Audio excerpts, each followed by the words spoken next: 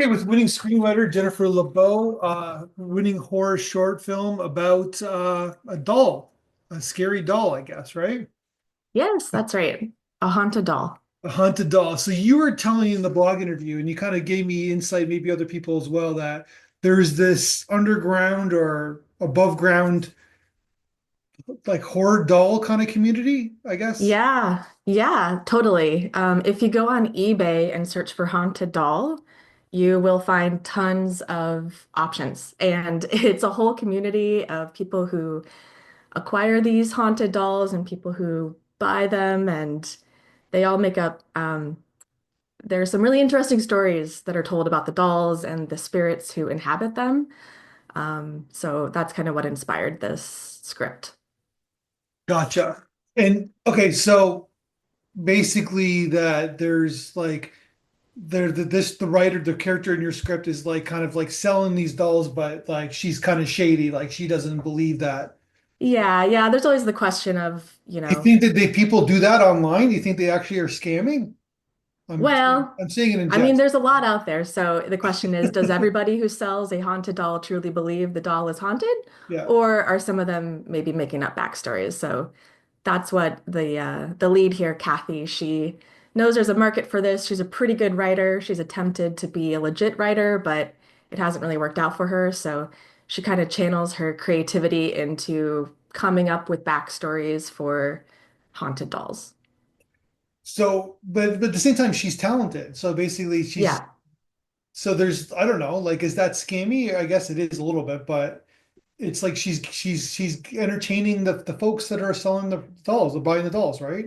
Yeah, yeah. Yeah, you could look at it, I think there's an element of scam there. I was somewhat inspired by the film Can You Ever Forgive Me, where, they're also a talented person is seeing an opportunity and yeah, they are scamming some people, but they're also entertaining um other folks and it's just an outlet for her. You could say that about a lot of things in life, unfortunately. Absolutely. Yeah. So okay, so but at the same time, like, do you believe in haunted dolls? I have not met one yet that has convinced me, but I'm always really interested in the supernatural and, it's just storytelling. All ghost stories are just, storytelling. Whether you believe or not, it's fun. So I think that's kind of where I stand. I haven't personally seen anything that has made me a true believer, but I am open. What's the origin story? Is it Chucky? Is it the Chucky films, or even farther back from that?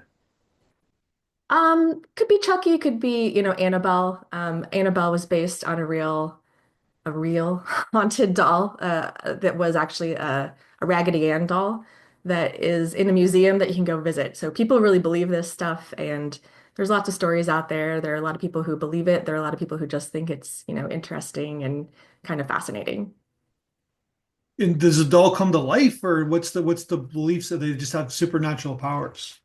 Yeah, I think I don't know that they come to life for Annabelle and for these eBay dolls. Some of them can move. Some of them that just there's just weird stuff that happens, like your classic hauntings where lights will flicker or you hear weird sounds or you walk out of the room and the doll is in a different position. But I don't think it's usually the Chucky like running down a hallway kind of haunting. It's more just weird stuff happens Oh, when you're like around the the Toy doll. Story dolls, and they're in a different position, Yeah, right. right? Right. Maybe those are all haunted. That's what I always thought about Toy Story, where it's like if you Really? put the lens in a different angle, like it's a horror movie, right? So Absolutely. yeah, Yeah, yeah, yeah. because they're all different. They're like the cowboy's on the bed. Now he's on the floor, right? So it's like how did Right. that happen? Right, right. Yeah, you can look at it as a friend or a foe. And I think same for, the doll that ultimately ends up being actually haunted. It starts out scary. This doll that Kathy finds is frightening until she actually connects with her and finds out that she's kind of funny and she's kind of a fan and she kind of wants to nudge Kathy to pursue writing her true dream. So this is a short script. You were saying that you wanted to film it in early 2020, and then the world kind of Yeah. something happened in the world, and then Do you want to go back and film it again? Do you want to try and film it again? I think submitting it to festivals like Horror Hound was a way to re-inspire me because I kind of put it on a shelf and thought, it was a nice experiment and I still like the story and it's kind of funny, but I wasn't necessarily planning to make it. But um, after getting some good feedback and maybe a little motivation for myself, I think it would be fun to film.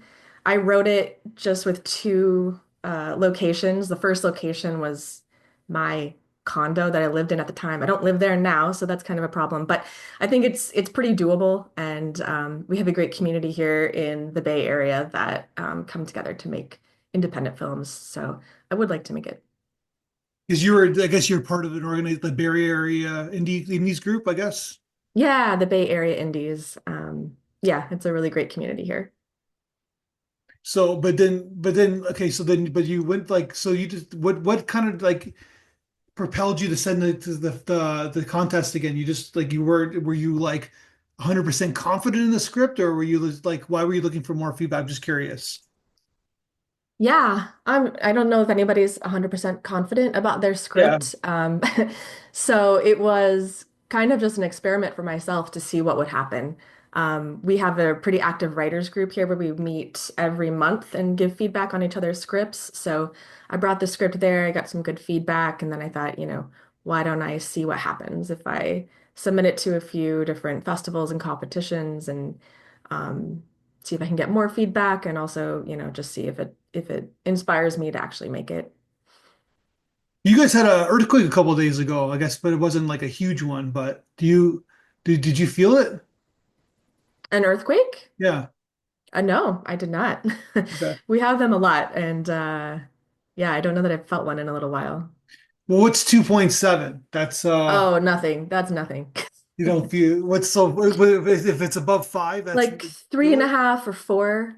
Okay. Four, you'll definitely feel. And also it depends on how close you are. Like sometimes they're out in the ocean or they're, pretty far from where you are and you don't quite feel the effects. Okay, so then basically this is like you said, there's a certain built-in audience to your script. And by the way, when I was looking at the feedback notes, it's like this was kind of a no-brainer acceptance from our end. So it looks like a pretty, like, not pretty, but it looks like a very solid horror short script, and we get a lot of submissions. You would assume so. You're in the 1% of the 1%. That's great. Thanks. I really appreciated the feedback and Yeah. yeah.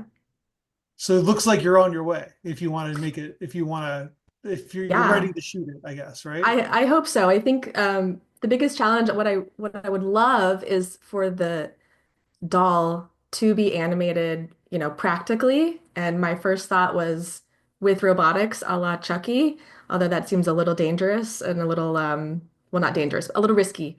So it could also be a puppet or just something that is, manipulated, just not with special effects. That would be my dream. Oh, so like you don't want like how they did the Ted movie? No. No? I just love practical effects and as much as you can do in camera. I love the craft of that and the challenge of that.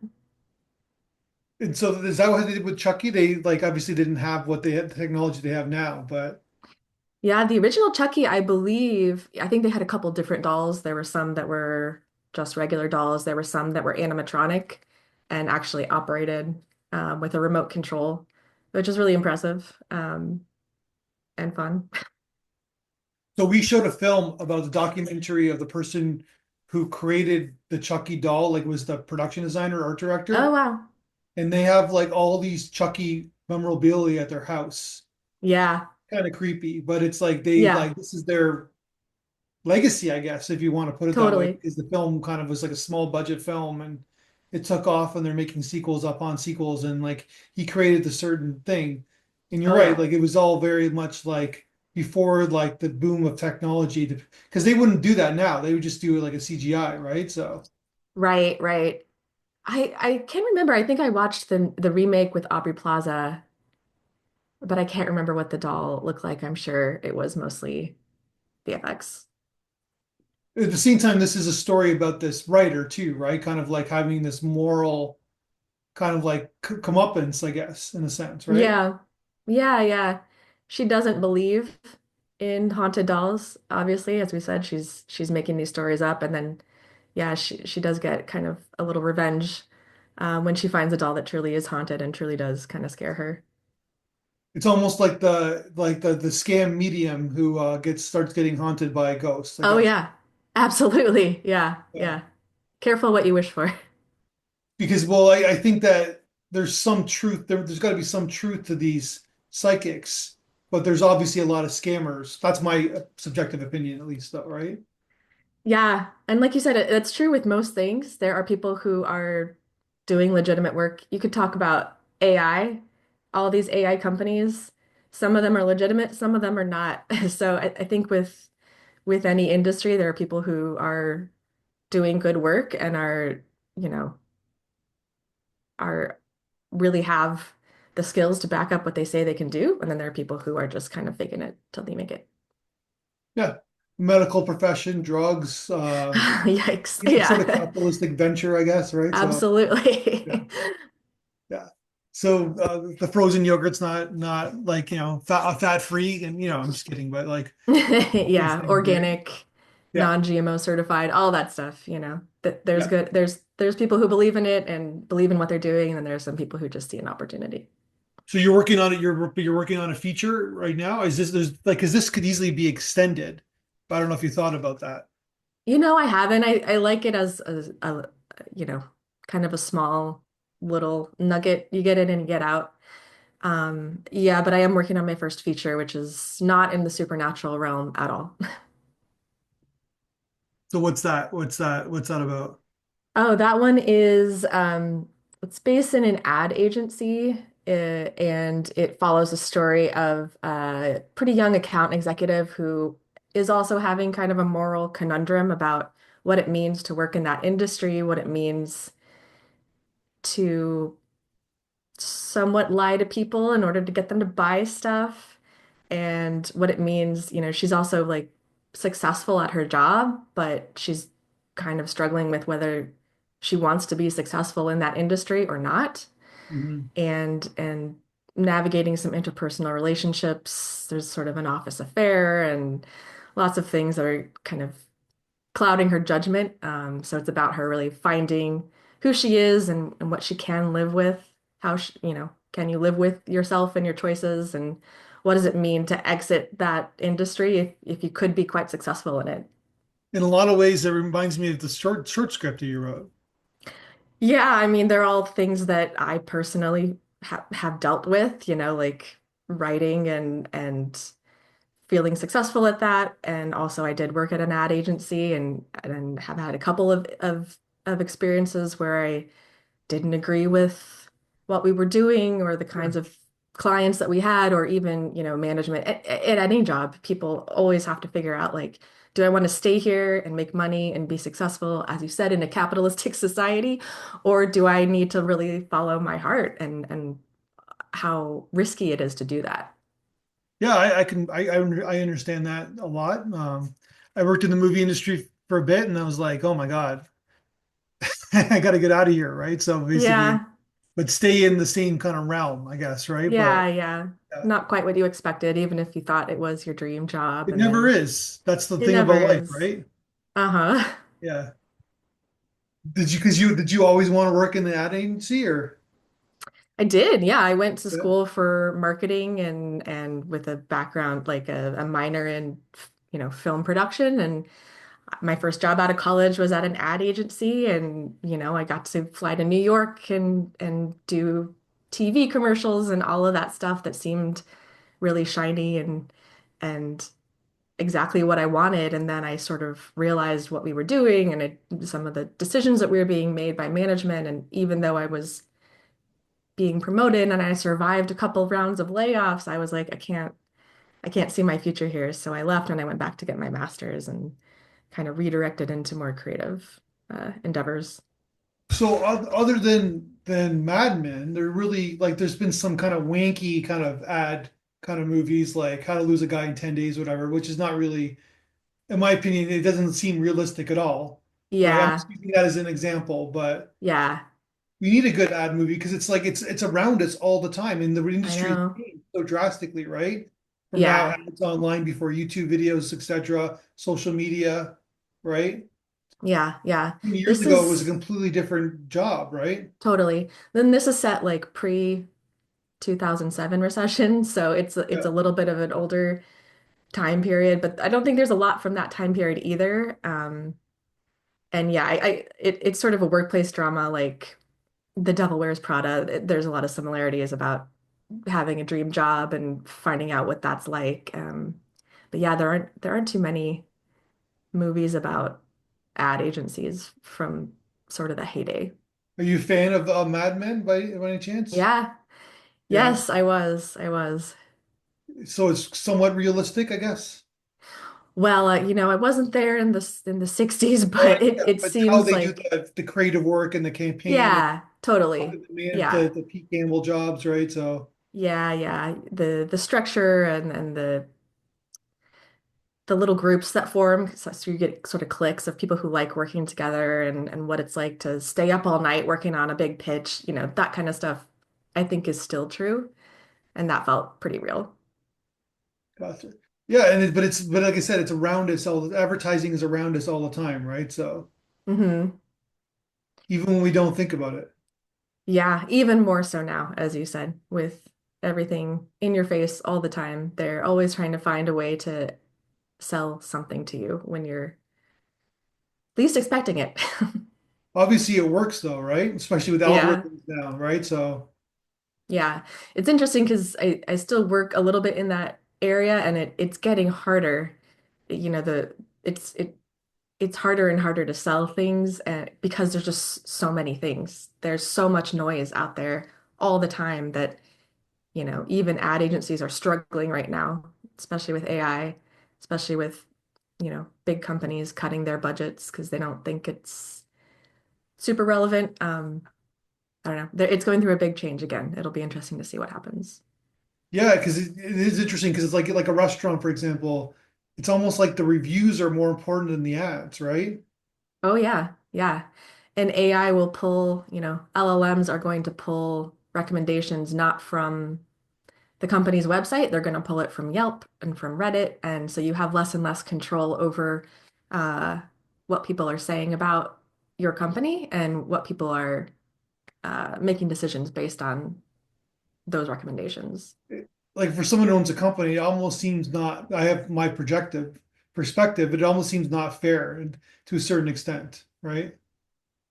It's going to be a really different world, It's especially a vocal when minority. It's not a majority of people, exactly. Yeah, right? yes.